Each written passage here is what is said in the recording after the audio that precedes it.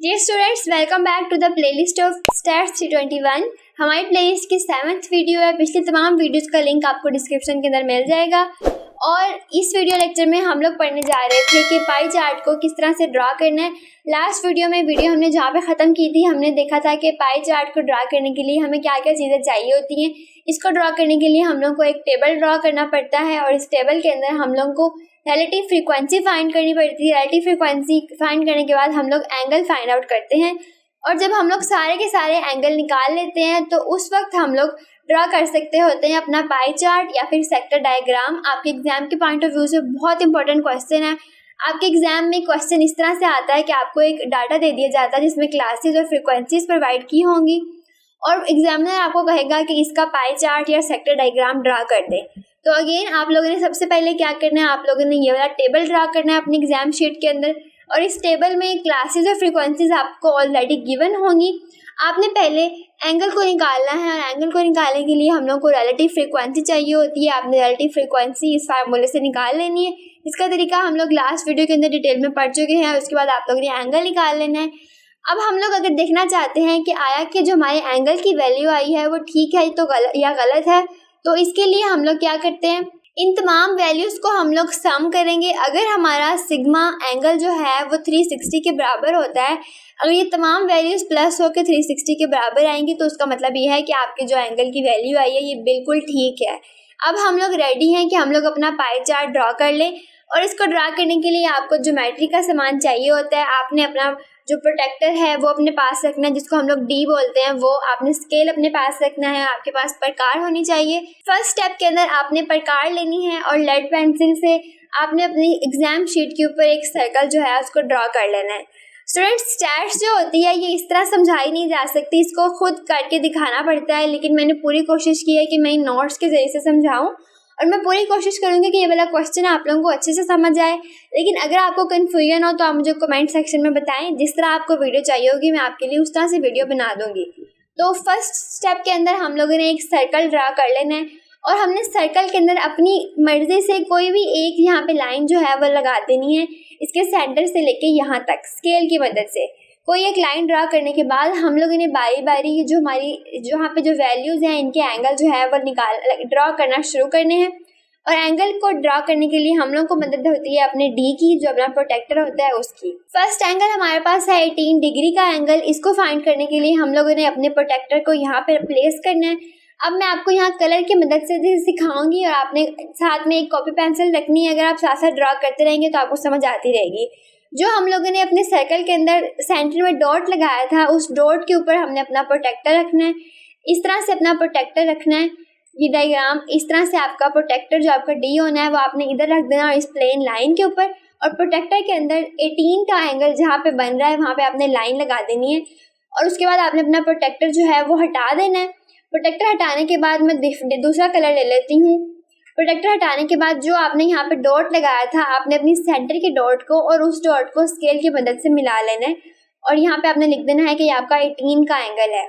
तो again repeat कर देती हूँ। पार्ट 1 के अंदर आप लोगों ने एक प्लेन पेपर लेना है, उसके ऊपर आपने एक सर्कल जो है वो ड्रॉ कर लेना है with the help of this tool. आपने सर्कल ड्रॉ कर लिया। स्टेप 2 के अंदर आप लोगों ने सर्कल के सेंटर में एक डॉट लगा देना है और अपनी मर्जी से सर्कल के किसी भी हिस्से के ऊपर एक लाइन ड्रॉ कर देनी है जो उसके कॉर्नर को अटैच करे। यहाँ पे मैंने स्टेप 2 अप्लाई किया था, एक लाइन ड्रॉ कर दी थी। स्टेप 3 के अंदर आप लोगों ने अपना जो एंगल है, जो आपका डी है, जो प्रोटेक्टर है, ये वाला आपने इसको लेना है और आपने यहाँ से बारी बारी अपने एंगल देखना शुरू करने हैं और एंगल को आपने इस सर्कल के अंदर ड्रॉ करना है with the help of protractor and scale. अब 18 का एंगल था फर्स्ट पे, तो आपने यहाँ पे अपना प्रोटेक्टर रखना है। मैं कलर चेंज करके दोबारा बता रही हूँ ताकि आपको समझ आ जाए। आपने खुद जब इसको कॉपी के ऊपर ड्रा करेंगे तो आपको समझ आ जाएगी। यहाँ पे आपने अपना प्रोटेक्टर रखना है स्केल के सेंटर के अंदर। आपको पता है प्रोटेक्टर का जो सेंटर में होल होता है वो इस डॉट के ऊपर आनी चाहिए और जो उसकी लाइन है वो इस लाइन के ऊपर आनी चाहिए। यहाँ पे आपका प्रोटेक्टर पड़ा होगा। अपने प्रोटेक्टर के अंदर जो 18 का एंगल जहाँ पे बन रहा है वहाँ पे अपने डॉट लगा देना है। इसको मैं इरेज कर दूँ ताकि आपको कन्फ्यूजन ना हो। तो डॉट लगाने के बाद आपने जो 18 का एंगल है उस एंगल को आपने बना देना है। अब हमारे पास एक सर्कल ड्रॉ हुआ है, एक सेंटर में डॉट है, एक यहाँ पे आपके पास स्ट्रेट लाइन लगी हुई है और यहाँ पे आपके पास 18 का एक एंगल बना हुआ है। अब नेक्स्ट एंगल हमने बनाना है 27 का। इस एंगल को बनाने के लिए आपने दोबारा से जो आपका D है आपने उसको यूज़ करना है, पर इस बार आपने क्या करना है, D को आपने प्लेस करना है इस वाली लाइन के ऊपर। यहाँ पे आपने D को प्लेस करना है इस तरह, D आपका यहाँ पे इस तरह से आ जाएगा, इस तरह से आपका D आ जाएगा इस लाइन के ऊपर। D को आपने इस तरह प्लेस करना है कि उसका जो सेंटर वाली होल है वो यहाँ पे आएगी, और ये जो 18 के ऊपर वाली लाइन थी यहाँ पे D की दूसरी लाइन आएगी, और आपने 27 का यहाँ पे डॉट लगा लेना है, और उसके बाद आपने D को यहाँ से हटा देना है। D को हटाने के बाद आपने क्या करना है, मैं कलर चेंज कर लेती हूँ ताकि आपको समझ आ जाए। अब यहाँ पे हमारे पास 18 की एंगल बना हुआ था, उसके बाद हम लोग ने 18 के एंगल वाली लाइन के ऊपर इस तरह से प्रोटेक्टर को रखा, और फिर आपने 27 के ऊपर एक और लाइन जो है वो ड्रॉ कर ली। अब नेक्स्ट हमारे पास आता है 90 का एंगल। अब आपने 90 का एंगल बनाना है। 90 का एंगल अगेन उसी तरीके से आपने प्रोटेक्टर को दोबारा लेना है, जो आपका D है एंगल। अब आपने प्रोटेक्टर को इस तरह से रखना है कि वो इस 90 वाला, ये जो 27 वाला हमने एंगल की लाइन बनाई थी, इस लाइन के ऊपर आ रहा हो। प्रोटेक्टर आप यहाँ पे रखेंगे अपना प्रोटेक्टर इस शेप के अंदर कि आपका प्रोटेक्टर जो है वो इस तरह आ रहा हो, उसका जो सेंटर वाली होल है वो सेंटर वाले पॉइंट पे आ रही हो, जो उसकी लाइन हो वो इस वाले एंगल की लाइन के ऊपर आ रही हो, और आपने वहाँ से 90 के एंगल के पॉइंट पे आना है, और यहाँ पे आपने 90 का एंगल लगा देना है।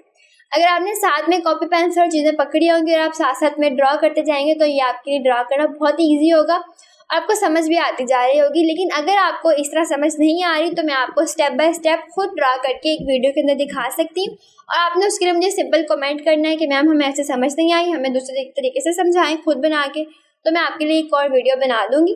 और स्टूडेंट्स, मुझे स्टैट्स खुद इतनी नहीं आया करती थी, लेकिन मैंने सिर्फ अपने उन व्यूअर्स के लिए बनाई है जिनको मेरी वीडियोज़ पसंद है।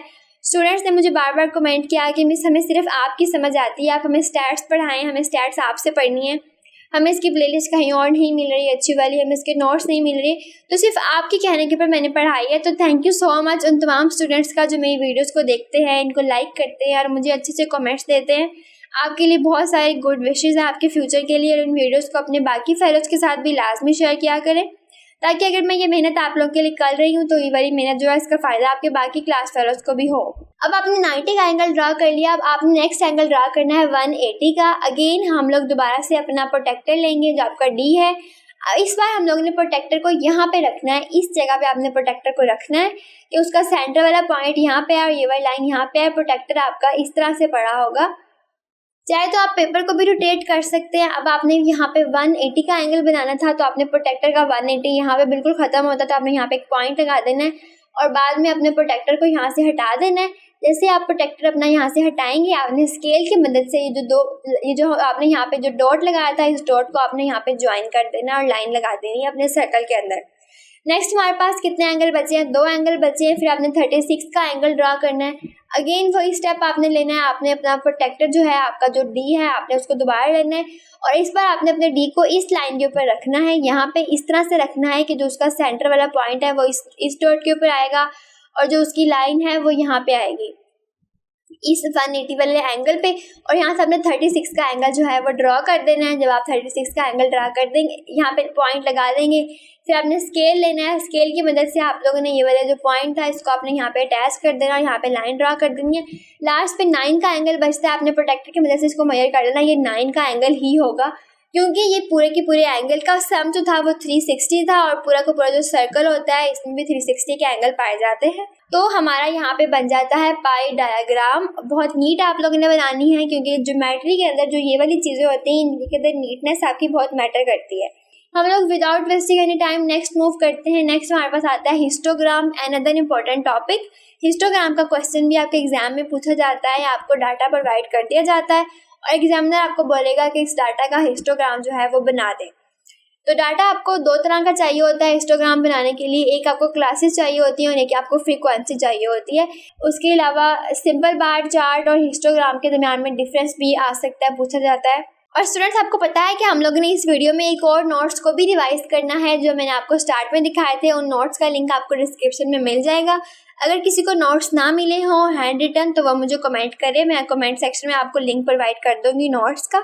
और उसके अलावा मैंने नया टिकटॉक अकाउंट बनाया है, क्योंकि पुराना जो है मेरा उसमें कुछ इश्यूज आ गए, तो नए टिकटॉक अकाउंट के ऊपर मैं नए सिरे से आपके जो नोट्स हैं वो मैंने अपलोड करना स्टार्ट कर दी हैं। तो आपको जिस भी चीज़ के नोट्स चाहिए आप मुझे कमेंट कीजिए, मैं उस टिकटॉक अकाउंट के ऊपर नोट्स आपको प्रोवाइड कर दूँगी और आपके एग्जाम में वो आपके लिए बहुत हेल्पफुल रहेंगे।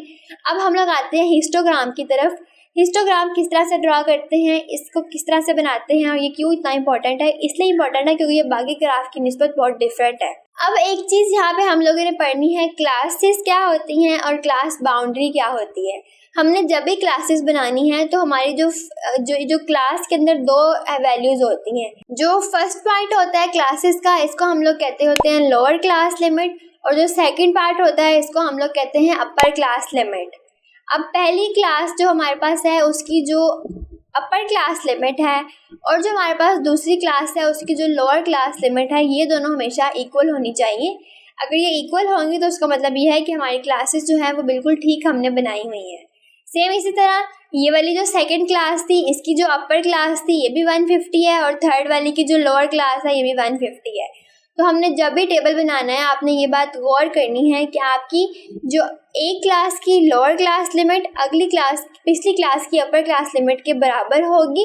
तो उसका मतलब ये है कि आपके जो क्लासेस हैं इनका डाटा बिल्कुल ठीक है, बिल्कुल दुरुस्त है। और अगर आपकी ये क्लासेस जो हैं ये बराबर नहीं होती तो फिर हम लोग इसका एक और टेबल बनाते हैं और उसमें हम लोग क्लास बाउंड्रीज बनाते हैं, जिसमें जो आपकी पहली ऊपर वाली क्लास की अपर क्लास लिमिट और नीचे वाली क्लास की लोअर क्लास लिमिट ये बराबर हो जाए।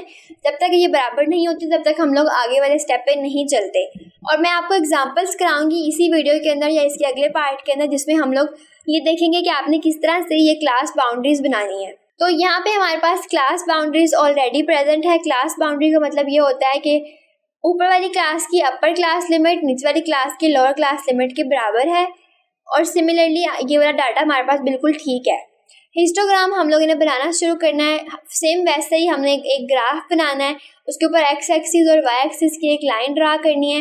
एक्स एक्सिस के ऊपर हमारे पास क्लास बाउंड्री होगी और वाई एक्सिस के ऊपर हमारे पास हमेशा फ्रीक्वेंसी होती है। तो ये वाला डाटा अगर आप देखिए अपनी फ्रीक्वेंसी का तो ये 50 तक जा रहा है, तो इसको हमने 0, 10, 20, 30, 40, 50, 60 इस तरह हमने इसको अरेंज कर दिया। और इस तरह ये वाली क्लासेस थी, हम लोगों ने अपनी क्लासेस को भी इस तरह से यहाँ पे अरेंज कर देना, उतना ही गैप डाल के जितना आपने इस साइड पर डाला था। अब उसके बाद हमने क्या करना है, यहाँ से अपना डाटा लेना है और इसकी फ्रीक्वेंसी देखनी है और इसका टेबल बना देना है। हिस्टोग्राम जो होती है इसकी शेप कुछ इस तरह से होती है, इसको ये बेल शेप भी कहते हैं हम लोग, हमेशा बेल शेप में बनता है। ये बहुत इंपॉर्टेंट ग्राफ है। अब इसके अंदर जो हमारी ये वाली बार है, बार की जो विड्थ है ये भी मैटर करती है, बार की हाइट भी मैटर करती है और हमारे एक बार की जो हाइट है उसकी जो दीवारें हैं, बाउंड्री है, वो दूसरी बार की बाउंड्री के साथ मिल रही होती है। यही इसकी स्पेशलिटी है कि इसको हम लोग हिस्टोग्राम कहते हैं। अब इसको देखते हैं। फर्स्ट क्लास स्टार्ट हो रही है 50 से 100 के दरमियान, तो पहला जो बार है वो 50 से 100 के दरमियान में बनेगा और इसकी फ्रीक्वेंसी थी 20, तो आपने 20 की यहाँ पे लाइन लगा लेनी है और आपने स्केल के जरिए से इस लाइन को इधर अटैच कर देना है। नेक्स्ट हमारे पास बन रहा है 100 और 50 के दरमियान, 150 के दरमियान में अगला बार और इसकी जो यहाँ पे फ्रीक्वेंसी है 30 है, तो आपने 30 के ऊपर जाके लाइन लगा देनी है। अगले वाले की फ्रीक्वेंसी है 50, तो 50 के ऊपर लाइन लगा देनी है और आपने स्केल की मदद से इन लाइन्स को अटैच कर देना है यहाँ पे। तो आई होप सो कि ये आपके लिए बहुत ईजी रहा होगा। हिस्टोग्राम बनाना बहुत ही आसान है। ट्रिक सिर्फ ये है कि आपने इसका टेबल जो है वो जो बनाना है, ये वाला जो टेबल है वो टेबल आपका ठीक बना होगा तो आपका हिस्टोग्राम भी अच्छा बन जाएगा और आपने इसको नीट बनाना है। नेक्स्ट हम लोग आ जाते हैं फ्रीक्वेंसी चार्ट की तरफ और फ्रीक्वेंसी पॉलीगॉन। फ्रीक्वेंसी चार्ट को ड्रा करने के लिए हम लोग को डाटा प्रोवाइड कर देंगे, उसमें क्लासेस और फ्रीक्वेंसी होगी, लेकिन हम लोगों ने पहले इसका निकालना है एक्स। एक्स हमारे पास क्या है, मिड पॉइंट होता है, मीन पॉइंट होता है, जिसको हम लोग मीन कहते हैं। आपने छोटी क्लासेस में पढ़ा हुआ है, अगर हम लोग ने मीन लेना हो या एवरेज जिसको हम कहते हैं, अगर कोई से 2 स्टूडेंट्स हैं उनके नंबरों की हमने एवरेज निकालनी होती है तो हम उन दोनों के मार्क्स को प्लस करके 2 पर डिवाइड कर देंगे तो हमारे पास एवरेज आ जाती है। इस तरह अगर एक क्लास में 6 बच्चे हैं और हमने 6 बच्चों के जो क्लास का रिजल्ट आया उनकी एवरेज निकालनी है, तो हम जितने नंबर ऑफ़ स्टूडेंट्स हैं उनके मार्क्स को प्लस करेंगे और टोटल नंबर ऑफ़ स्टूडेंट्स के ऊपर डिवाइड कर देंगे और 6 पर डिवाइड कर देंगे तो हमारे पास एवरेज आ जाएगी। ठीक है, बहुत इजी इसका फार्मूला है। इसको फाइंड करने के लिए हम लोग 50 में 100 को प्लस करेंगे और उसको 2 पर डिवाइड कर देंगे। इसका सिंपल सा फार्मूला होता है। ये वाला बहुत इजी सा फार्मूला है कि अगर हम लोग ने 2 पॉइंट्स के दरमियान का मिड पॉइंट निकालना है या एवरेज निकालनी है तो हम उन दोनों की वैल्यूज़ को प्लस करेंगे और नंबर ऑफ वैल्यूज़ पर डिवाइड कर देंगे। तो यहाँ पे फर्स्ट कर लें, ये हमारे पास a है और ये हमारे पास b है। इन दोनों का हम लोगों ने मिड पॉइंट निकालना है। हम लोग a और b को प्लस करेंगे और इसको 2 पे डिवाइड कर देंगे। तो आपने इसको रफ में करके यहाँ पे आंसर लिख देना है। सिमिलरली हमने 100 और 150 को प्लस किया और इसको 2 पे डिवाइड कर दिया तो 125 आ गया। फिर यहाँ पे हम लोग फिर दोबारा 150 और 200 को प्लस करेंगे और प्लस करने के बाद इसको 2 पे डिवाइड कर देंगे तो 175। इस तरह से आप लोगों ने मिड पॉइंट निकाल लेना है। मिड पॉइंट को हमने ड्रा करना है अपने एक्स एक्सिस के ऊपर और जो फ्रीक्वेंसी है उसको आपने ड्रा करना है अपने वाई एक्सिस के ऊपर। और इसके अंदर हम लोगों ने डॉट्स लगाने हैं, डॉट्स। पहला डॉट पहले किस तरह आएगा, पहले हम लोगों ने 20 फ्रीक्वेंसी वाले का मिड पॉइंट निकालना है। 20 का मिड पॉइंट बनता है 20 की ग्राफ के अंदर हम लोग ने रिप्रेजेंटेशन करनी है 20 और यहाँ पे 75। तो यहाँ पे आप लोग ने डॉट लगा लेना है। नेक्स्ट आता है 125 और फ्रीक्वेंसी आती है 30। तो आप लोग ने यहाँ पे भी एक डॉट लगा लेना है। थर्ड पॉइंट पे हमने थर्ड वाला जो हमारे पास है क्लास, थर्ड क्लास की देखनी है 50 फ्रीक्वेंसी है और इसका 175 के ऊपर ये फ्रीक्वेंसी आ रही है तो आपने यहाँ पे डॉट लगा लेना है। नेक्स्ट और आता है 225 के ऊपर और 40 फ्रीक्वेंसी के ऊपर यहाँ पे एक डॉट और यहाँ पे अगला डॉट यहाँ पे आ जाएगा 275 के ऊपर यहाँ करके। और फिर आप लोग ने इन डॉट्स को अपने हाथ की मदद से, आपने स्केल यूज़ नहीं करना, आपने अपने हाथ की मदद से इसको आपने ड्रॉ करना है और ये यूँ एक कर्व बनती है, इसको हम लोग कहते हैं फ्रीक्वेंसी चार्ट। नेक्स्ट आ जाते हैं फ्रीक्वेंसी पॉलीगॉन की तरफ। अब फ्रीक्वेंसी चार्ट और फ्रीक्वेंसी पॉलीगॉन बिल्कुल सेम है। इनको भी ड्रा करने के लिए आपने, इसको ड्रा करने के लिए भी आप लोगों ने मिड पॉइंट निकालना है। सिर्फ फ़र्क इसमें एक आता है कि इसमें हम लोगों ने जो डॉट्स हैं उनको हम लोगों ने स्केल की मदद से ड्रा करना है। इसको आपने हाथ से ड्रा करना है, इनके डॉट्स को आपने स्केल से मिलाना है तो ये कर्व बनती है और ये जो है ये लाइंस बनती हैं। सिर्फ इनके जो ग्राफ है इनमें ये वाला डिफरेंस है। ठीक है, उम्मीद आपको समझ आ गई होगी। लास्ट पे आता है ऑगाइव या फिर इसको हम कहते हैं क्युमुलेटिव फ्रीक्वेंसी कर्व। इसको फाइंड आउट करने के लिए आप लोग क्युमुलेटिव फ्रीक्वेंसी निकालते हैं। आप क्युमुलेटिव फ्रीक्वेंसी कैसे निकालते हैं, बहुत ईजी है। जो हमारे पास फर्स्ट फ्रीक्वेंसी होती है उसको हम लोग ऐसे का ऐसे ही रहने देते हैं। जो सेकंड फ्रीक्वेंसी होती है इसमें हम लोग फर्स्ट को ऐड कर देते हैं। 20 ऐसे की ऐसे ही आ गई। नेक्स्ट हम लोग ने 20 को 30 में प्लस करके यहाँ पे लिख दिया, 50 आ गया। नेक्स्ट हम लोग इस वाली फ्रीक्वेंसी को ऐड करेंगे अगली फ्रीक्वेंसी के अंदर, 50 और 50 ऐड होंगे तो 100 आ गया। अब नेक्स्ट इसको हम लोग ऐड करेंगे अगली फ्रीक्वेंसी के अंदर, 100 और 40 ऐड हुआ तो 140 आ गया और 140 और 20 ऐड होंगे तो 160 आ गया। क्युमुलेटिव फ्रीक्वेंसी फाइंड आउट करना बहुत इजी है। पहली वाली फ्रीक्वेंसी को आपने ऐसे का ऐसे रहने देना और आगे वाली फ्रीक्वेंसीज को आपने एक दूसरे के अंदर प्लस करते जाना है। और फिर आप लोगों ने क्युमुलेटिव फ्रीक्वेंसी जो है इसको आपने लिख देना है यहाँ वाई एक्सिस के ऊपर और जो क्लासेस हैं उनको हमने लिख देना है एक्स एक्सिस के ऊपर और आप लोगों ने डॉट्स लगा के इनको आप लोगों ने अटैच कर देना है। तो यहाँ पे ये वाली वीडियो एंड होती है। नेक्स्ट हम लोग इसी वीडियो को ही दोबारा रिपीट करेंगे लेकिन दूसरे नोट्स के अंदर। और ये वाली सिर्फ आपकी ग्राफ्स वगैरह मैंने दिखाए थे लेकिन अगली वीडियोस के अंदर हम इनकी डेफिनेशंस वगैरह पढ़ेंगे और इनकी थ्योरी को हम लोग डिस्कस करेंगे और वो वीडियो भी अगेन बहुत इंपॉर्टेंट होगी। ये सारा का सारा सिलेबस जो मैं आपको पढ़ा रही हूँ ये इंपॉर्टेंट है, आपने इसमें से कुछ भी स्किप नहीं करना। और स्टूडेंट्स आपको मेरी वीडियोस कैसी लगती है मुझे कमेंट सेक्शन में लाजमी बताया करें, अपनी सजेशंस लाजमी दिया करें और इनको अपने क्लास फेलोज के साथ शेयर करें ताकि उनको भी इनसे फ़ायदा हासिल हो। अल्लाह हाफिज़, मिलते हैं अगली वीडियो के अंदर। उसमें हम लोग इसी चैप्टर नंबर 2 को ही रिवाइज करेंगे लेकिन डिटेल्ड लेवल पे। और ये जितनी चीज़ें पढ़ी हैं मैं आपको इन सब की एग्जांपल्स कराऊंगी और वो एग्जांपल्स आप बार बार सॉल्व करेंगे तो आपकी थोड़ी सी प्रैक्टिस भी हो जाएगी और आपको ये वाली चीज़ें बिल्कुल अच्छी तरह याद हो जाएंगी।